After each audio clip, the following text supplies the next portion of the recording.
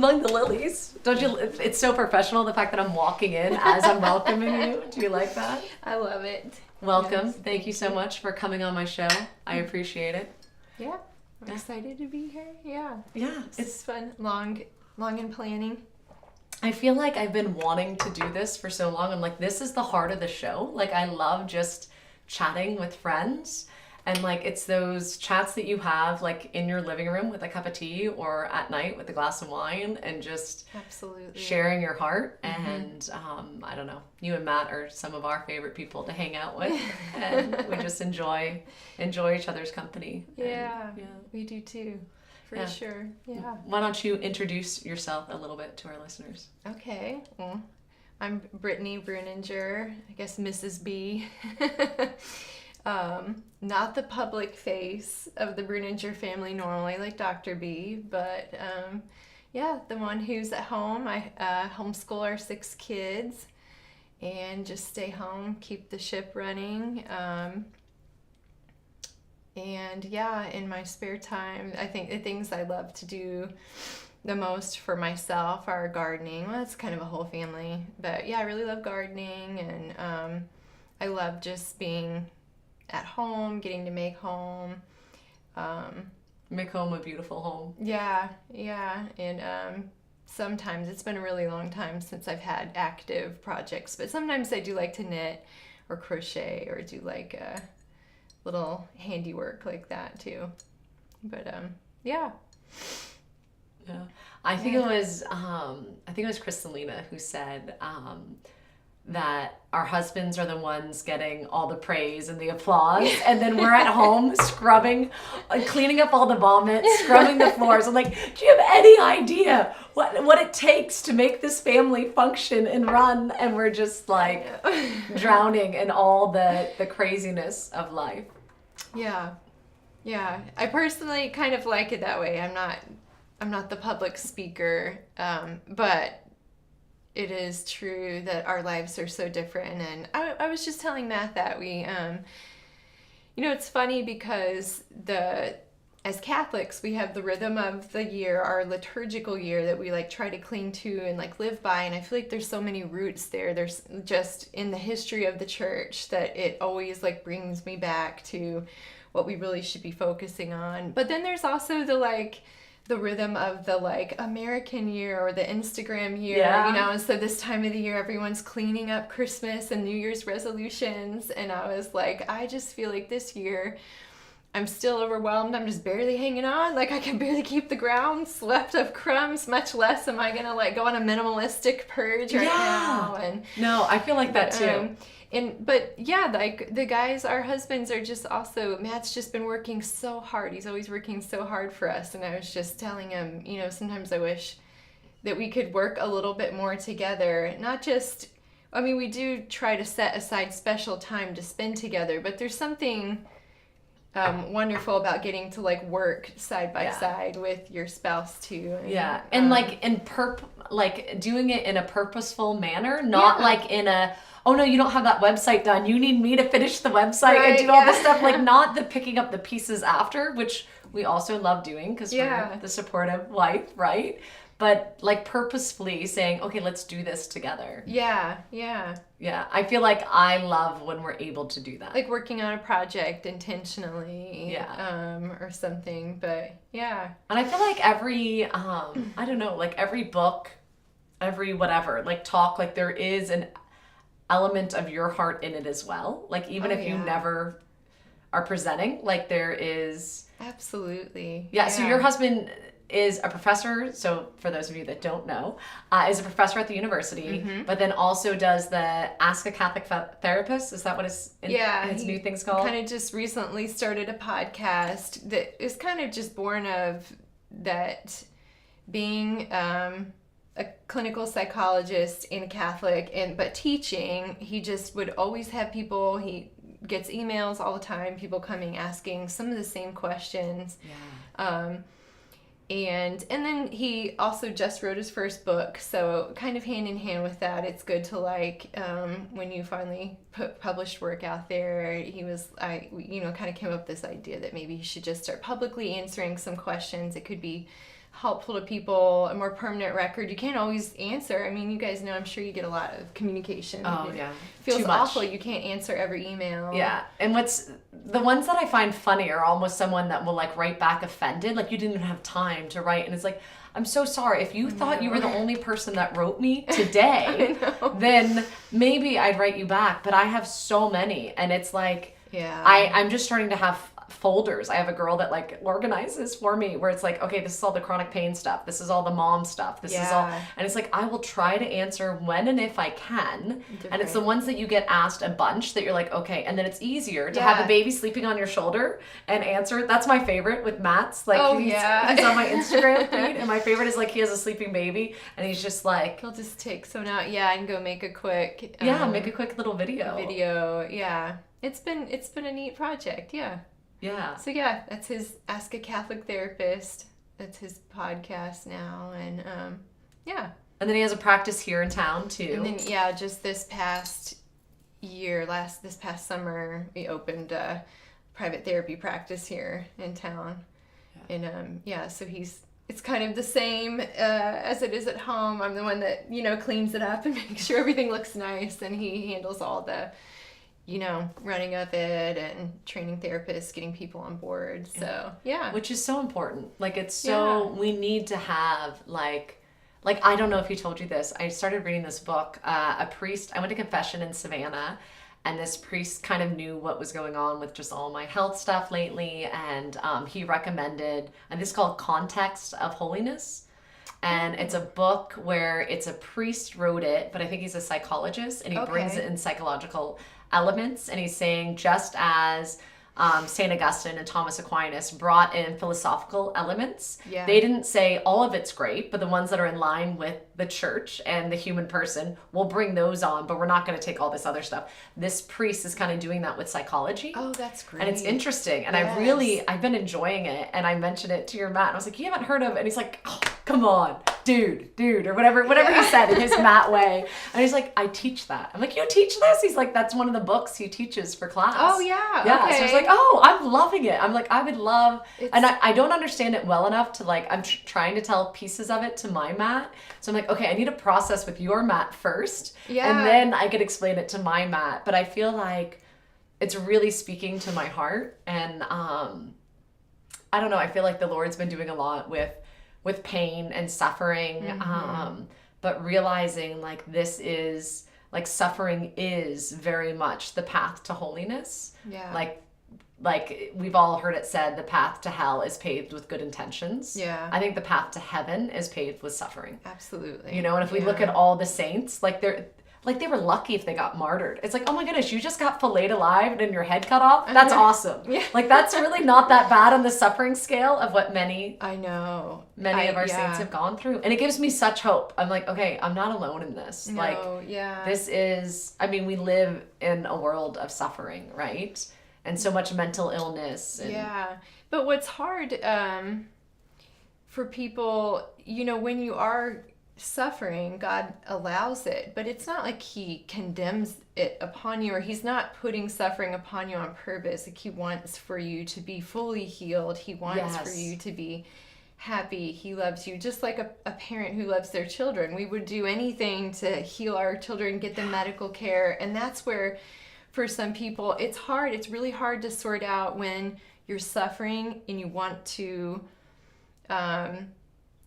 engage in like a healthy spiritual practice of offering it up, but you still don't stop going to the doctor or also trying to heal yourself. You are seeking healing, but accepting the cross that you're carrying, and like joyfully and understanding that God will give you the grace and that he'll allow this to help you get to heaven. And it's really hard just in the realm of psychology and spirituality to help people find that intersection to like fully understand God's love, like the way that he loves you.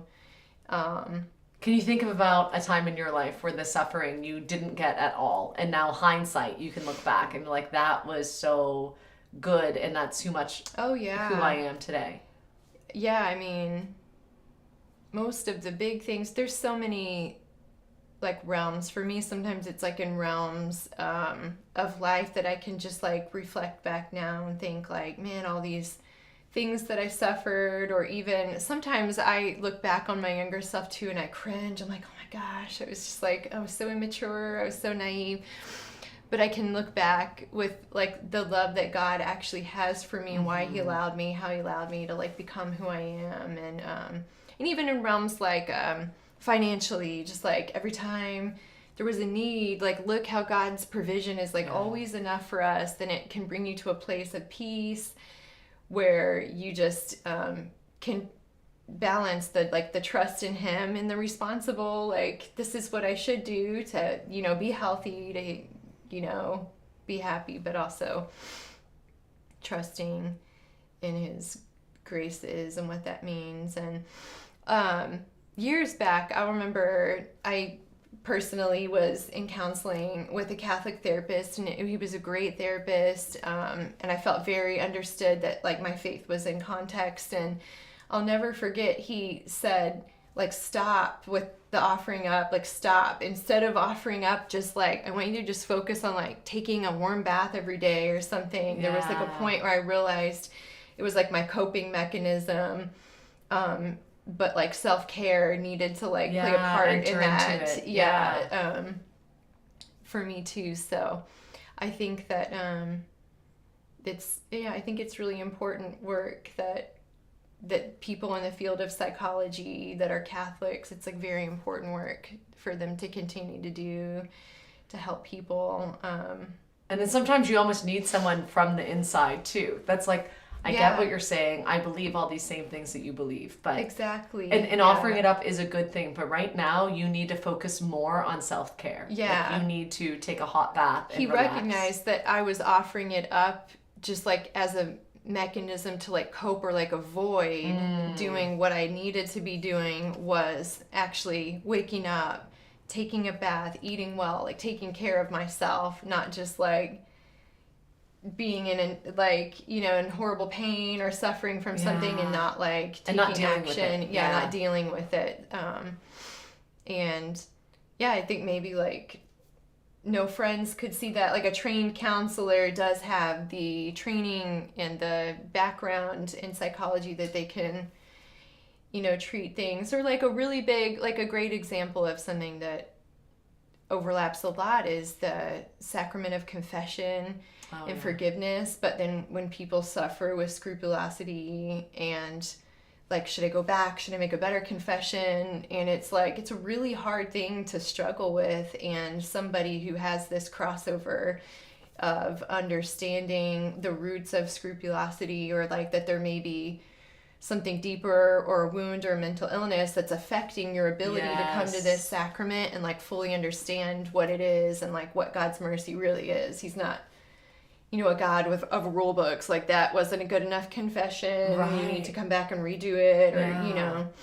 Yeah, not at all. I know that I've often gone to confession, like forgot my penance, and I'm like, what did they tell me to do? Like, it was something, it was either the memorare or it was this. I'm like, it was one of like 4 things. I'm like, I'm just gonna do all 4 things and I'm covered. It'll cover it. But I'm like, the Lord knows I'm not purposely not doing my penance. Or sometimes it's like a very vague penance. Yeah. And those ones I have a harder time with, especially if I'm like trying to, like if I'm by myself, not a big deal. I can do it right after. Like I like to come out, but like when I've like taken kids and like someone needs a diaper change. Oh yeah, when you're juggling in the line, and you're juggling, like getting the baby or handing someone and you're off like, to a wait, parent. what did they say again? What was? Wait, I gotta go do that. What was I supposed to do? Yeah, and refiguring that out, and just recognizing it for what it is, and That's my confession is, you know, just the act of like the daily habit of making a good examination, or even before I go, feeling like I've had enough quiet time to like fully examine it. And I'm always like, I don't really remember how many times I did this thing, but I yell at my kids a lot. And anyways, I always end with, and for all the other ones I may be forgetting. That are out there just somewhere. Like a key, and I want to bring them all.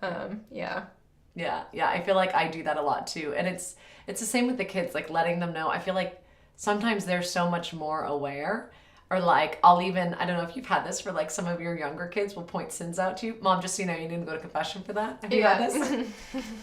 I'm always like, thank you. I appreciate you recognizing my flaws and my sin.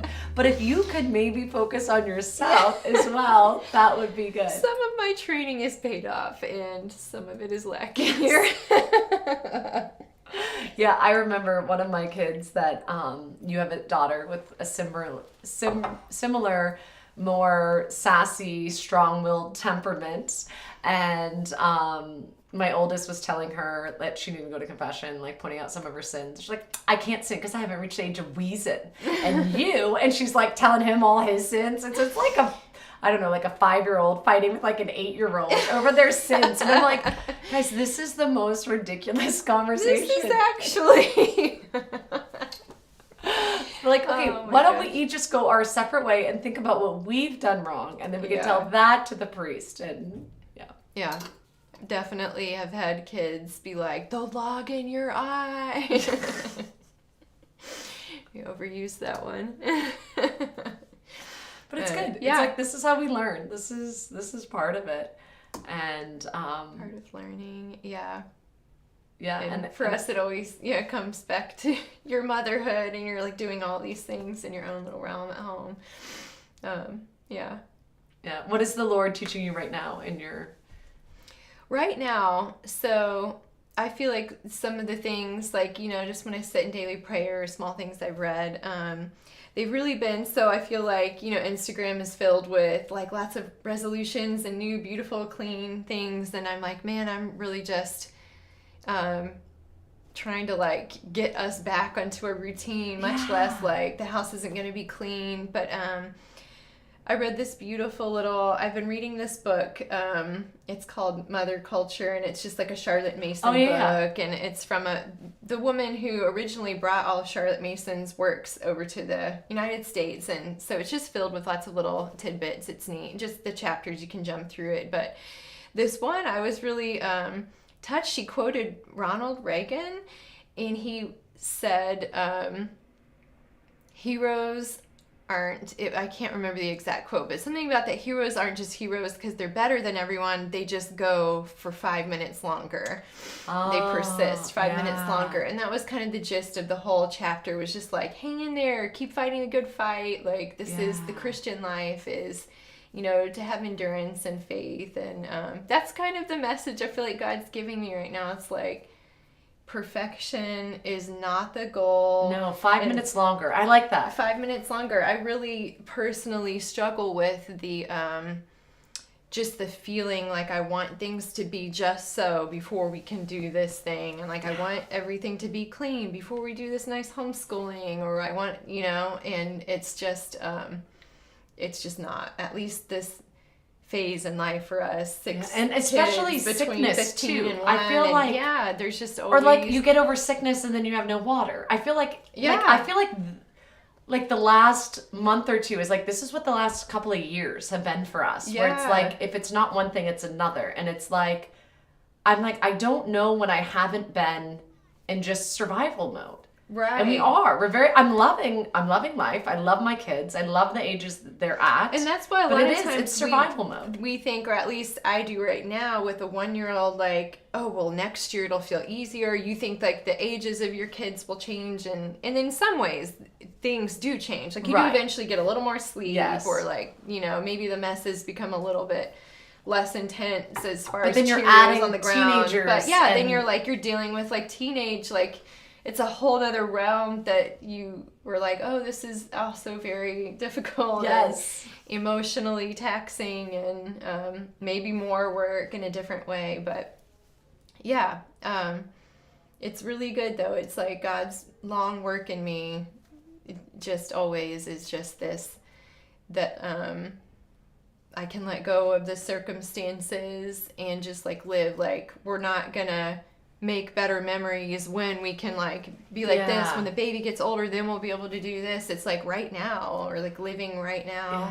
And I feel like 5 minutes feels doable. In the moment, it's exhausting, but I feel like even everything, like just cleaning the kitchen, it's like, I'm done, but I'm going to give it 5 more minutes. Yeah, just to just to like persevere a little more and be like, hey, I went above and beyond, you know? Exactly. Or Absolutely. I struggled with breastfeeding, and I remember a friend of mine telling me early on, they're like, when you want to quit, and I had horrible mastitis, thrush, like all the things, and just like write it on your calendar, and you can quit 1 week from that day.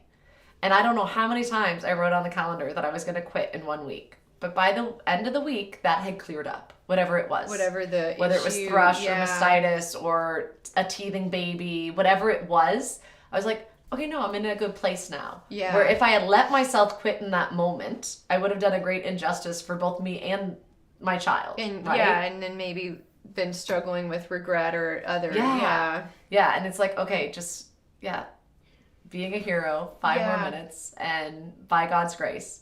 And, and I think even times that I get where like I start doing the Jesus prayer.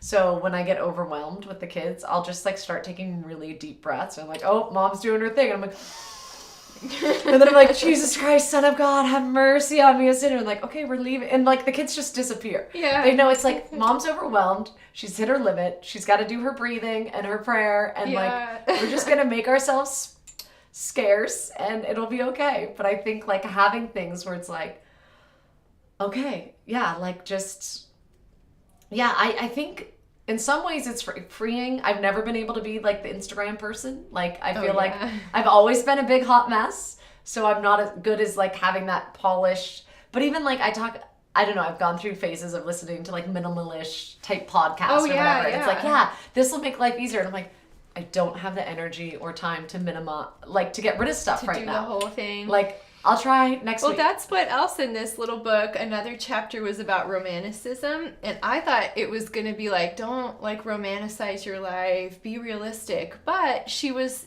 pointing out how sometimes, which we have like so many ways to like draw inspiration, but sometimes just letting yourself dream or romanticize or take a little something romantic and just like bring it to your life can help you, but not like we need to like completely renovate the house, every room painted and this and that, but just like make homemade bread one day or like go cut some flowers outside and bring them in, or like just a little bit of something, making one thing beautiful, right? Which is how I think I normally treat most. Like I actually don't go on Instagram that much, or I'm not very active, I should say. I'm like sometimes scrolling when I'm nursing, or if I have a minute that I don't want to waste, or in whatever balance I'm at that point in life, but it's fun to watch like a little quick. I think that's why I actually like the format of like reels or the short videos. Yeah, I do too. Because it's really fun to see like a little idea or something that kind of inspires you, but doesn't overwhelm you to think like, oh,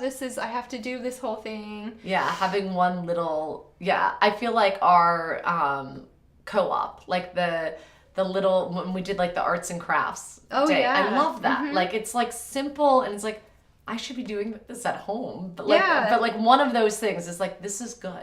And just rejoicing in this. Yeah, they are little handicrafts. And then if you just put that one, get the special paper and scissors and set it out, then your kids can like we made the little stars. There's like garlands of stars that have made me happy all Christmas. Which is beautiful. I feel like that's we try to tie our history with art, because I love the nature study journals, and I love when we were meeting down at Baby Park, but now that the weather hasn't been nice and we haven't been going out as much, like I miss that. And I'm not as good about just getting it out, so we tie it to our history as well. So the kids are like, Mom, when are we doing history? Because we want to do that. Like we want to pull out the paints and we want to pull out and just do a little art. And so I was like, all right, everybody bring your little art kit with us when we go to Guatemala, and we're gonna do that. Oh yeah, that would be great. Part of just journaling, with art, and I feel like I have a hard time that it's not going to come out perfect. Like it's not.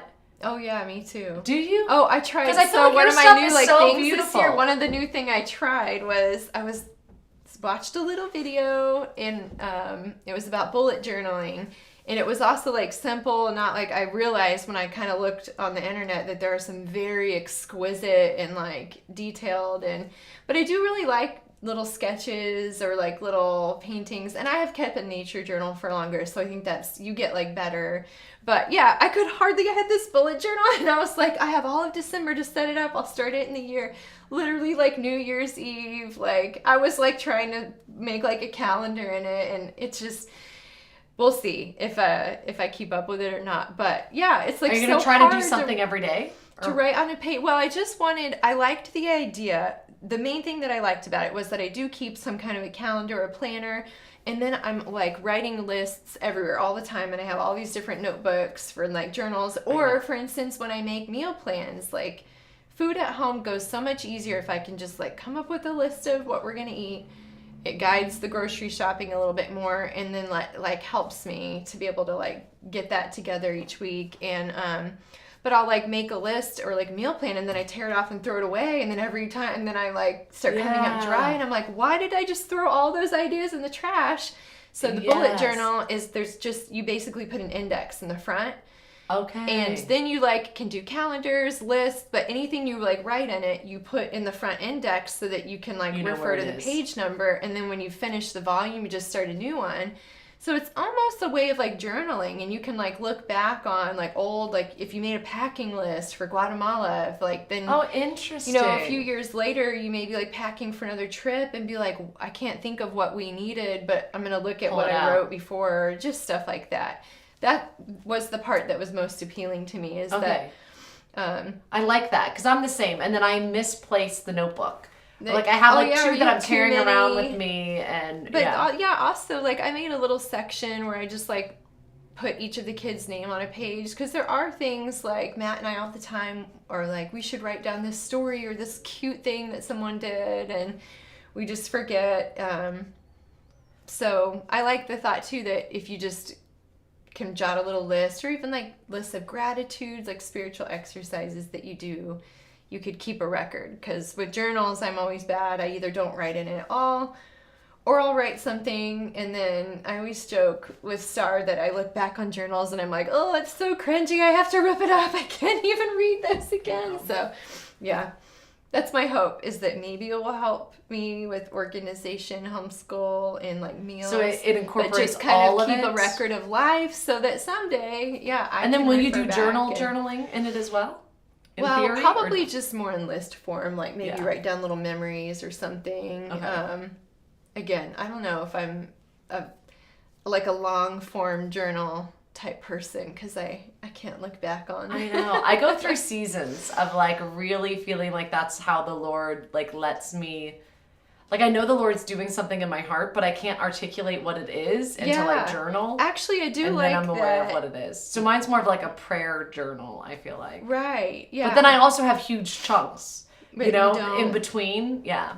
Well, I like journaling, or like I think that the art of narration, like writing something down, is a way that you process it, that you like remember it, that you work through it. But I'm not personally a fan of keeping it or ever wanting anyone to read it. I know, sometimes those things. But yeah, nature journals. But then you look at like Mother Teresa and like, or that's true. Yeah. You know, like what a gift that, not that either of us are going to be Mother Teresa, but like, you know what I mean? Like that. I don't know. I just think I want to leave something. I have friends that have their grandmothers like journal, and they love that. There are. Like, but then journals. I don't know that I want my children reading my journal, let alone like grandchildren. Like, yeah, that's why I think I personally am more drawn to like a nature journal, or like a book of days, or even like a commonplace book. Which, do you know what like a commonplace book is? Kind of in the,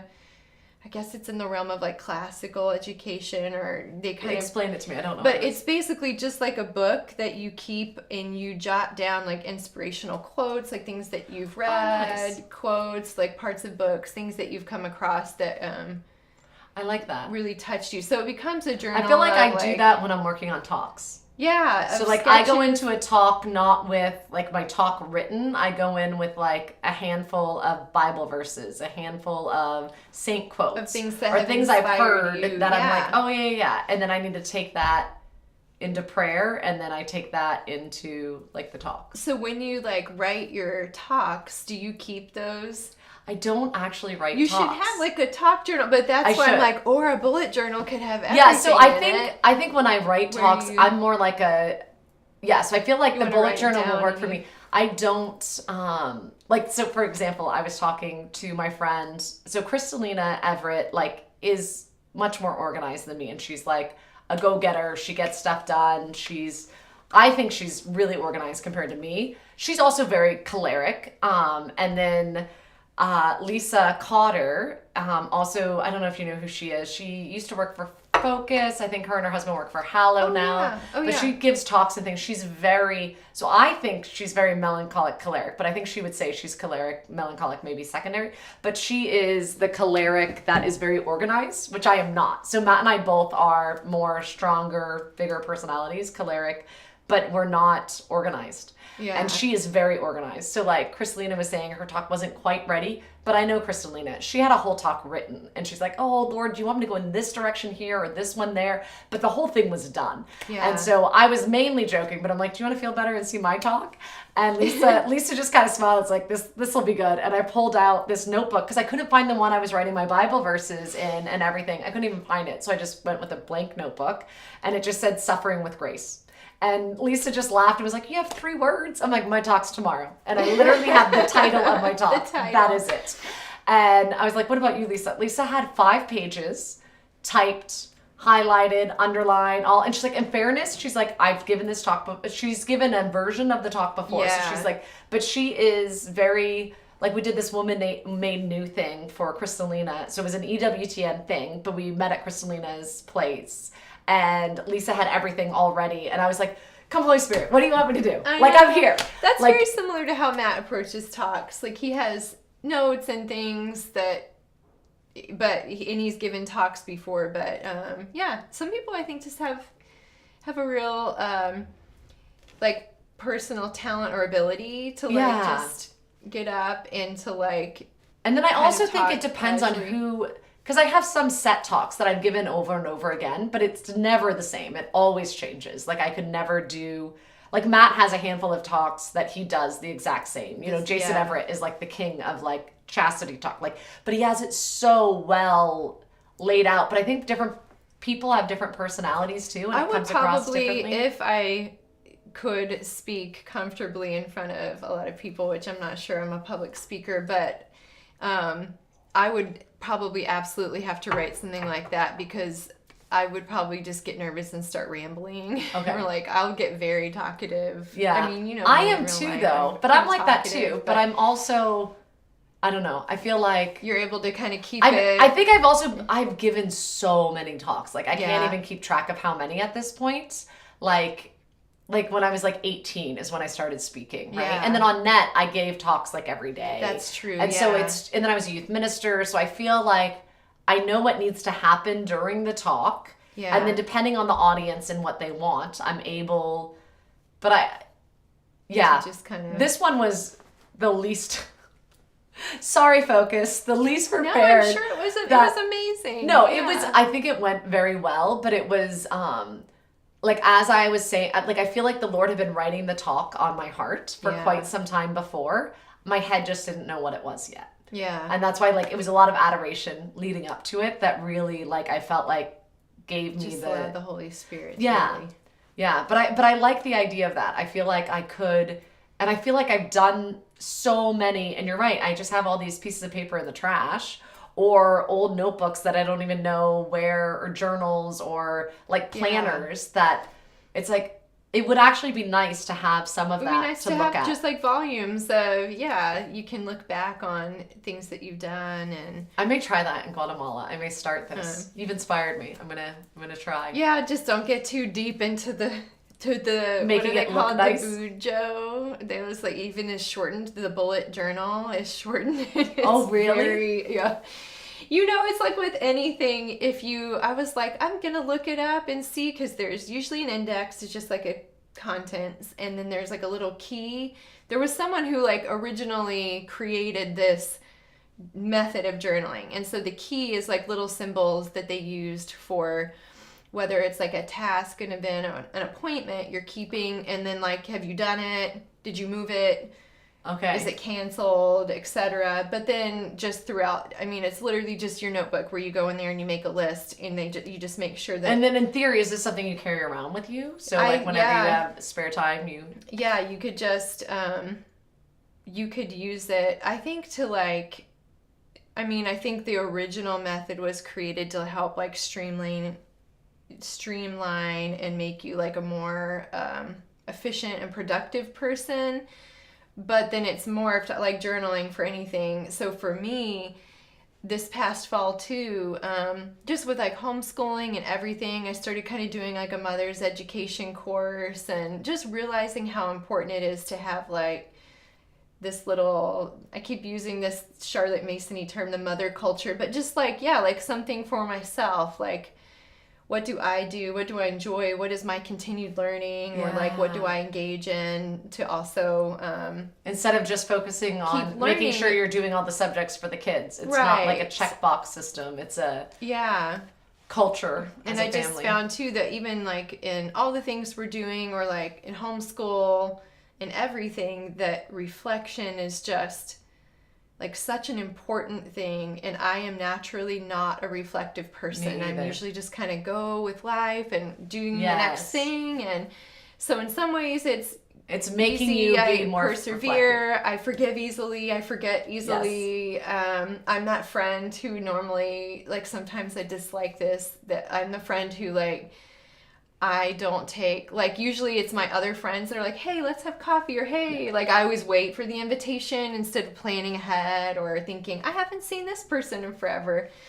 But I just found that, especially in adoration, like a holy hour is one of my essentials, and I just feel like life falls apart. And I've realized that for me, like, not just that quiet time with Jesus, but that, you know, as a mom, it's hard to create a good prayer habit, but to have a prayer habit with time that's long enough that you can actually reflect. And like, that was really, like, it really was life-changing for me. It sounds like such a big deal, but really just this past fall getting to, like, coming to that realization, taking the time to reflect, and then realizing somehow like a journal or some sort of written record like helps me in this, because you know, the art of reading something and then writing a narration, like reflecting on it, like turning it over, you have to like consider something or what has happened in the past, you have to like reflect on it in order to I mean, you can keep going, but think of how many things in life maybe we as like not natural reflectors have like missed, like lessons we've missed or graces we've missed, or things that, or like how long you like kind of struggle with the thing before you're like, oh, I could have, if I had stopped and reflected, I feel like that. Ago. I'm like, why didn't I just like stop and take that in and really like reflect on it and like learned from it and then moved forward. Yeah. Versus, I'm bad at that too. It's hard because like your personality, you're great at living in survival mode. You're like, next thing, let's do it. You can like, but it's exhausting. It's exhausting, but taking the time to reflect has been like such a game changer for me. And I think part of the key to that habit for me is having something, even if it's just a quick reflection, like jotting down a few memories, from the year with the kids. And so what else is, so holy hours up there, what else is on your like ideally non-negotiable, what you need in a given week to get you? I mean, it's like ideally prayer time every day. I mean, in the mornings we're blessed enough to have a little spot in our house that's like our chapel, but I admittedly don't have a great habit. For me, it's better if it can be first thing in the morning, but just like going there at some point to start the day, just in quiet time with Jesus, because it's just, I find it difficult with the different ages of people and the different with needs. My own personality. I will wake up and immediately think of all the things coming up that we need to do, that is on the schedule for the day, and then it's really hard to not even, read the gospel for the day and then actually reflect on it or think about it, you know. So normally I think just trying to sit quietly and maybe like a quick reading and sitting quietly. But yeah, having a holy hour every week is just, it's pretty necessary, I think. And we've struggled with, like, sometimes we sign up and have one at church and Matt and I will switch off, but then with all the kids' schedules and also with the new baby, when Charlie was born, we kind of were like, we'll let go of it and just go on our own time, especially since they have enough people now to cover everything. But no, that's huge. And I think it's also, so I really like the Hallow app for the daily reading. So like, I'm like, I can, great. Yes, I love it. So I feel like I at least get my gospel reading in, reflection, think, and then I also like to sit and have my coffee or tea and just sit in a chair, take deep breaths. Like, I direct kids. If I'm up before them, great. But if I'm not, I at least direct them to their first things they can do without me. Yeah. And then I was like, I just need to finish this cup of tea or this cup of coffee and finish my Magnificat, and then I'm all yours. Yeah. And the days that I do that are so much better than those that I'm just like, I'm behind already, let's just dive in, you know? And it's like, why did I not just... And then I've been doing breathing, like doing deep breaths in through my nose, out through my mouth, like before I get up every morning, and then also when I go to bed. And it's just that, Jesus Christ, Son of God, have mercy on me, a sinner. And I think slowing down my well, I normally go at a very high pace, I think. Yeah. And this whole last 2 years have been all about slowing down, learning how to slow down for different reasons. But I think having that, like, breathing and praying and just asking for the grace. And it's, I think it's so easy to be like, oh, of course you got to pray every day. But it's like, but actually it's really easy to not pray and not feel like you have the time. Yeah. But like actually making it a priority. Just sitting down. I think that's maybe the biggest struggle, whether for a busy mom or just for any person. There's so many things to distract us these days. But just sitting still. Yeah, being still, like just being mindful of how you're breathing. And it's always easy to say, you know, like we still have a 3-year-old and 1-year-old in the house, so the mornings are hard because usually they're up when we're up, and we have this puppy that we have to get up and take the dog out now. Liam said, was it puppy training last night? Oh yeah. Liam's like, he's going to puppy. That puppy needs some puppy training. She's like, yeah. So I took her for the first. It's like a 6-week training.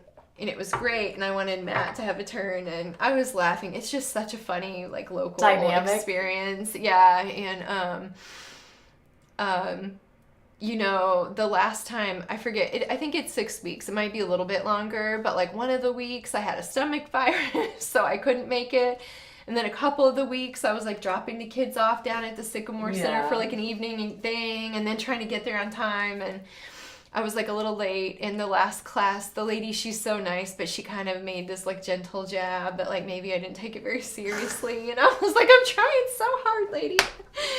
I'll get my husband to sign up. We'll try. But I was like, so I'm like, Matt, you really need this experience, because I learned so much about how to engage with the puppy and how to train her. And it is obvious now, even though he's the one who gets up more often first thing in the morning with her to let her out. She listens to you. She listens to me because I've done these like training exercises, and I'm home throughout the day more, so I practice with her a little more. And I was like, I want you to go. Now she's in beginner 2 class.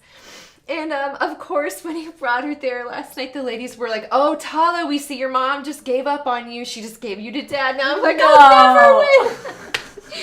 Anyways, you put in that time and energy. No, you are a good dog mom. People to train too. You are a good owner of a dog. I think that's it. When people are like, it's not your top priority, and you're like, I know. No, I have what I call human children. I also and they are top priorities. And the dog, as wonderful as the dog is, will be beneath them. Yeah. Here's my humans. Here's my dog. That's like all that to say, though, in the morning, there's so many things that can distract you and that are like legitimate reasons that like it's hard to just go sit still somewhere. But I've also found that when I'm just like, come along, and like I sit quietly, just bring the kids in there with me, light a candle, I just forget how much children, and I shouldn't, I used to teach in Montessori classes too, in a Montessori school, so I should remember that you lead by example, and everything you do they're watching so closely. But when I set that example of just sitting when you practice, just taking deep breaths, and instead of just screaming at everybody, I'm trying to pray, will you knock it off? I know. Sorry, Jesus, give me the grace not to. It's just, it has such a profound impression on your kids, and it is absolutely doable, whether you're nursing while you're praying, whether you're just kids are, tinkering around in the chapel with you, or whether you get people set up with some breakfast and then you run away by yourself for 10 minutes, but... and I'm always surprised at when I do invite them in how easy it was. I'm like, that wasn't hard. I just had to light a candle and be like, we're just having quiet time talking to Jesus. And then you have this 2-year-old staring at a flame, and they're thinking really hard, praying and looking to see what you're doing. And it's this is beautiful. In your lap, they just want to be with you. Yeah, it's not always that peaceful. Sometimes there's destruction and their loudness and crying. And they're hungry, and you can just... you tried, but But the desire is there. And I think that that it looks different too. I think for so many people, I don't know, before I was married, I was like, okay, this is what a good prayer life looks like. It doesn't matter if you're a nun or a mom and married, this is what it looks like. It's no, it actually looks very different in both vocations. Absolutely. You know? And I think we think, well, just because your vocation doesn't look like their prayer life, it's even different religious orders, their prayer lives look very differently depending on what type of order they are, let alone the domestic church, how different our home prayer life looks, the places that prayer takes place, the times, the way. Although I've you get different feedback sometimes when you go to confession, and I've had many priests say oh, well, be gentle to yourself. You're a busy mom. You're not a religious. And I'm but I still need to pray. Don't give me an excuse. But Father, come down harder on me. That's what they mean. Yeah, is that you your time is very interrupted, and sometimes it's while you're washing dishes and looking out the window that you pray, or sometimes you do just need to try to wake up a little bit earlier or go to bed a little bit earlier. But I'm a big fan of all of Father Jacques Philippe's. Me too. I love him. Little booklets, and he is really... No, did I ever tell you the story about how we got to have him over one time? It was right before COVID. It was 2019, the month before. He came here to Steubenville. He did some talks on campus, and I think he even did one at the Catholic high school, just for the community. And of course, they were all just so wonderful. Because he came to the university, they, were trying to show him hospitality, and they wanted to give some of the families a chance to meet him or give him a chance to mingle. And so we volunteered. I was I'll throw a luncheon. And he got to come to our house. Wow. And he got to sit in my favorite chair. And I literally sat next to him and was you are my spiritual father. And it was really so neat. But he does. I really am a fan of his books. And so sometimes it's either adoration or just the time. If I have a little afternoon time, it'll just be reading one little section of the book. And it's so doable. And then just I need to pull out some of his. I'm trying to pick a few good books to bring with me when I go in 2 days. And I love him. I feel the bookstore, I think on campus has a bunch. Okay. Or Nelson's will probably have them too. I have multiple floating around the house, but it's a matter of if I can or find them. Or you can come borrow a couple. When he was here speaking, they had them all on sale. But nice. they're all... I'm reading Thirsting for Prayer right now, very slowly, but it's just so I don't think I've read that one yet. It's just, it's a lot of the same messages echo in this message of that prayer is literally the wellspring of life for us. You you cannot live without it. Yeah. And if we realized how profoundly important it is, the breath of our life, that we would be better at engaging, but just like that's, you know. I should get that one. I'll go get it. I'll ask Matt if he has it, or I'll look on my bookshelf. But if not, I'll go to the bookstore and get it. Because that would be really good. I feel like there's a lot of, prayer and suffering, and I don't know. I feel like the Lourdes, like... Yeah, the peace one is the classic. Love that. I love that. I always go back in the peace. But actually, too, surrender. Your last podcast, you were talking about like humility being the key, you know, and enduring suffering. And I think, I forget which one it is, but his order is the Beatitudes are like what they live by. It's the Beatitudes community is his order. And he has one called the 8 Doors to the Kingdom, because he kind of, the two of them go together, and he talks about the Beatitudes, and that's what his talk on campus was about. Blessed are the poor in spirit. Okay. But it was just called Blessed are the poor. So you were like, kind of like, oh, is he talking about like we're a Franciscan like spirituality here? But no, he's not talking about financially poor. He's talking about being poor in spirit, which is those who suffer. People, you're when you're suffering. And like the main thing I remember from that talk, when you're suffering and you cry out to God, like we know he will answer us. He has promised us that, and we know he will answer. But then in that moment, however long it is between when we cry out and when God answers us, that is like there is a poverty there. You are poor, you are lowly, you are waiting. You cried out, you're waiting for your loving Father. And it feels like all of eternity, even though it's not. Yeah, and I mean, it could be in like very practical terms of our lives, like how many years. Like I was just reading a little tidbit from Padre Pio's life about a woman who came to him, and she was suffering a physical affliction, and he told her, "You're one of Jesus's special ones because he's chosen you to suffer," and then he told her, you know, he wants me to let you know you'll suffer 2 years more and offer it up for these specific intentions, and then he'll heal you.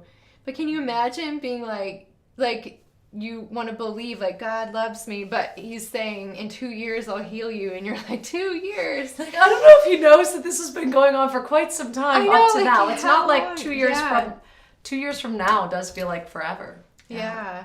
Wow. It's just like in our great faith, we know that he'll answer our cries, and he'll heal us. And I really admire that about you and our friendship. Just you know that it's an honor to be your friend and to walk beside you. And thank you for being such a good friend through it all. I always feel bad. I feel like I'm constantly canceling last minute and not able to be there, or I don't know.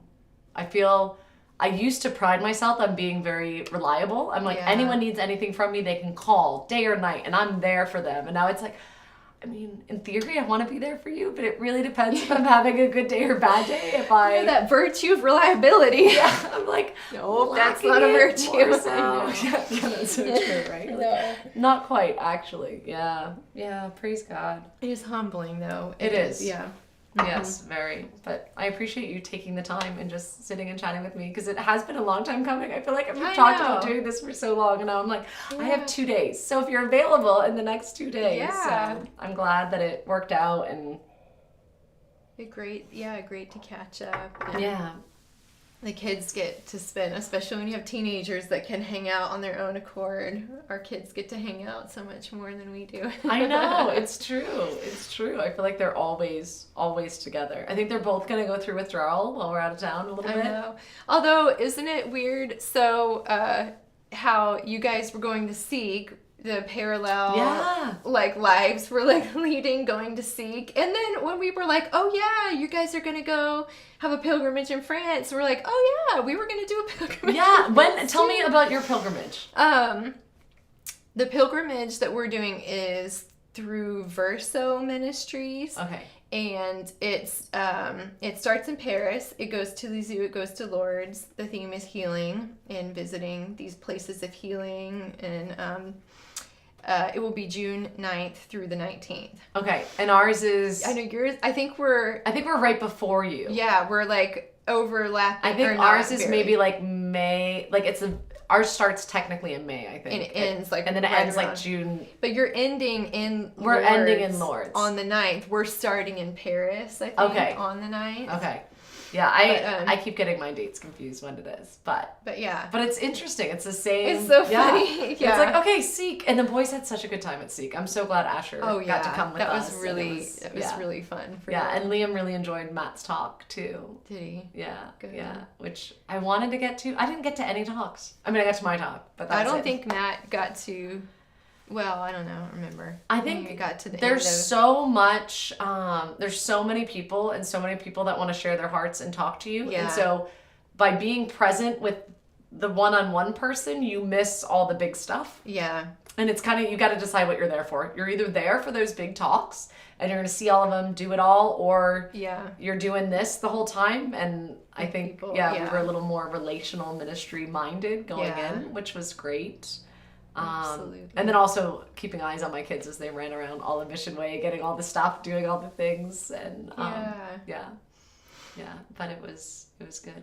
So if people are interested in going on your healing, there's still room, I think, on our pilgrimage. Yeah, we were sold out, but now I think we have a couple spots. Oh, so nice. I think we only have like 2 rooms left.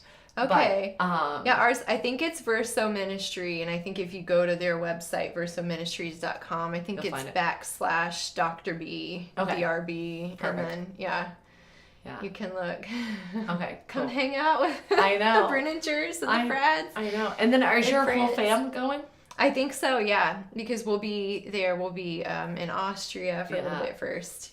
That'll be so great. Teaching a class, and then I'm so excited to have these places come alive just for the kids. Like, I'm excited for the pilgrims as well, but I didn't go to Lourdes, so I'm really excited for Lourdes. But I went to Lisieux. I went where Joan of Arc, my woman, was burned at the stake. To Rouen. I went to Paris, St. Catherine Labouré, St. Vincent de Paul, all beaches of Normandy, praying there, where like my grandfather came on shore, and so many other amazing, heroic young men. Yeah. It's like, I don't know. I feel like back then, all those guys were so heroic. And now we have 30-year-old men that aren't men. Yeah. It's like these the ultimate homeschooling that our sons will get to maybe learn history and experience and and see and the lives of people and these events in history, and realizing just standing there and seeing all the crosses and just being they laid their lives down, this is it. For love of us, we have freedom and we get to whine about little things that aren't we're upset because someone called us the wrong pronoun or whatever it is. And it's really, that's the worst thing in the world. No. I know. Look what these guys fought against and died for, and letting the kids see. And then I did Story of a Soul with Avila, and I'm excited for my kids to actually see Teresa's home. And that'd be a great one. Yeah, we should You should. We should restart that one together. There is Hallow has it on the app, and it's a sweet. I'm pretty sure she's Canadian, a French Canadian nun, and her voice is so sweet. That's perfect. She very much has Teresa's voice, and she has her littleness and sweetness. And she definitely, everything French is pronounced very well. So I'm like, oh, she's French. And then in one of the, I forget which one, I was like, do you hear in a boot there? I think she may be Canadian. And anyhow, she's got a sweet voice. And her whole family would enjoy listening to it. Awesome. And then I think, we've been reading other books too. But just for, just for her story to truly come alive and just. Yeah, just to prepare yourself to get to visit these cool places. Yeah. Yeah, and seeing that she was also just a little girl, just like our little girls, and desiring to love the Lord first and foremost, and having heartaches, having anxiety and stress and abandonment, she dealt with big things. Yeah. I mean, first year of her life, I think. She was separated from her family because she had to be nursed by a wet nurse because they didn't realize at the time that her mother had an enormous tumor she was suffering from. But her story is really beautiful, and I'm just grateful. It kind of going back to, like I was saying, the liturgical year, like, roots me, just like Christians that have gone before us are also, it's just like so inspiring to just read about these lives with your kids as a form of history or just anything, because Saint Maria Goretti is Amelia's patron, her confirmation saint, and it was just, she was a young girl, and her story, it was just like so like beautiful and sad and inspiring. But we got to, her relics traveled the United States long ago, back when we were in Texas, and we got to go venerate her relics, and it was just like left such an impression upon Amelia. And I'm really excited for her to get to like visit the place of this other great saint, this beautiful saint that is inspiring for young women. And yeah, and I think also realizing, like, I don't know, like talking kind of about the beginning, like mental health issues and stuff, realizing like we're not alone in it. Like, yes, we have more diagnosable things now, for sure, and we know the beauty and the going to therapists and counselors and getting healing, but like Therese, as you said, like abandonment, like she was as a baby, like, separated from her mom, like, and then trauma and attachment, and like, all these things, and like she would get overwhelmed very easily. Like when her sister left, she just got crazy sick, like chronic sickness, no explanation, bedridden, you know, like, and I think there's something beautiful with the whole, like, the Lord calls those that he loves the most to suffer in that way, but also like that wasn't her identity. Like she isn't known for having anxiety or abandonment issues or these wounds, but just the little way, like just relying totally on Jesus and one little thing at a time and just loving. And it's like, we can do that. Like we can easily imitate this great saint. Absolutely. I mean, she's one of Father Jacques, in his like many books, she's one of the main saints that inspires him. Just like her approach to prayer, her spirituality is. And I love. Have you seen the picture? I'm sure you have, of her dressed up as Joan of Arc. Oh yeah. I think we have it like on a little magnet. Yeah, and then they have the dress there, so you can actually see what she wore dressed up. There's like I don't know if it was a museum type thing, but you could see the outfit she wore when she dressed up as Joan of Arc, and I love that because like. Our kids do that. They dress up as saints, and we tell them these stories. And it's like, here's this saint dressing up as another saint. Yeah. And then just being so content in who she is. Like, she's so different from Joan of Arc. And if she had said, I'm no Joan of Arc, and she didn't become who the Lord was calling her to be, we would all be starved of this amazing, beautiful saint, right? Absolutely, yeah. And it's so, I don't know, so important. And I love... Like our whole morning basket has been like everything. Actually, I should lend you some of the books because that's what we've been kind of studying towards with our schooling. Just knowing that France is going to be this summer and just the gift of that. Like I know it is, and for them to actually see and experience and like. I don't know, like even like the miraculous medal. Like this is where, because I got my kids all miraculous medals when I was there at, St. Catherine Labour's sisters make certain ones of the medals. And so like buying them there for them, but actually being in the chapel. And it's like, it's the only church in Paris that the sisters have had a very strict, like the tour guides are not allowed to talk in there. Okay. They're not allowed to, people aren't wearing their headphones, and because a lot of the churches they're still beautiful churches, but it's almost more you're going to see something, like check it off the book. Yeah. It's the tour guides have taken over, and the sisters won't let that happen in their chapel. Yeah, it's a place of It's a place for prayer and worship. Yeah. You can come for mass, you're quiet, you're respectful, and the tour guides respect it. They're like, no, these nuns are serious. They mean serious business. Like, this is a place to... Oh, that's neat. Yeah, and it's just... Yeah, it's beautiful, and to experience mass there, and the Sacré-Cœur, the Sacred Heart. It's just, I had no idea how many powerhouse saints are in France, and women in particular. Like, it's a lot funny, of women. even being Americans, not realizing like our history is so short and so near to us still. Yeah. And then, just seeing the places and the people and the architecture and the traditions. That's amazing. Yeah. I'm really looking forward to getting to visit some, and particularly Lourdes. Saint Bernadette is my confirmation. Is she? Yeah. Have you ever been to Lourdes? No. Me either. Never. So I'm really I'm so excited. about I keep telling the Lord, I'm like, I know you can heal me and take away my pain at any moment or any of this sickness. If you want to wait till Lourdes, it's okay. But you could do it now. I know now, or just... But just being, and Peter even, like, he's like, I'm going to swim in the water. That there was no water, it was just dirt. And she just dug a hole. And I'm like, I don't know if they let you swim, honey, but you will. Swim, they will dunk you if They'll you dunk want. you, I think yeah. they will, yeah. I'm like, we could get dunked, but I think he's really picturing like a dirt hole that's Like a been dug big out and he's just going to swim swimming pool. around. We saw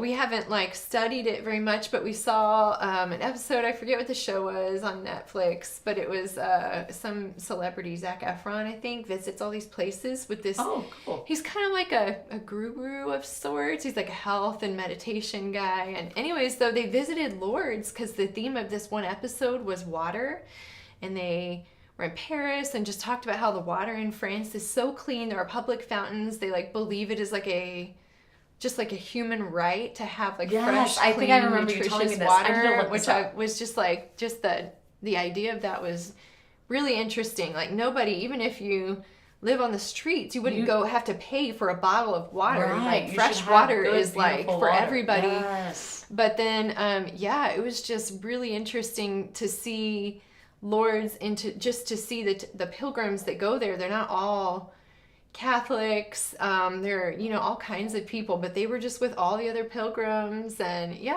was really beautiful. Wow. I'll have to watch that. Interesting. Yeah, it was kid friendly enough that you could watch, but it was just like a neat visual, and just to hear how they were so affected by visiting this like holy place as like, I don't even know if for sure the guru wasn't like a Christian. I don't know about Zac Efron, but still, it was. Yeah, that I always find that amazing. Interesting. And even when something's so beautiful that the outside world also sees it, you know? And it's like, you don't have to be religious. Like Mother Teresa, beauty, John Paul II, like the people just love them and we're so Yeah. drawn to them. And it's like, it doesn't matter that you have different beliefs, but they're like, there's something, and Lourdes, I think, is definitely one of those places that it's like, this is beautiful. And I don't know what it is, and you can't necessarily put words to it, but it's like something amazing is happening here. Yeah, something sacred is there. Yeah.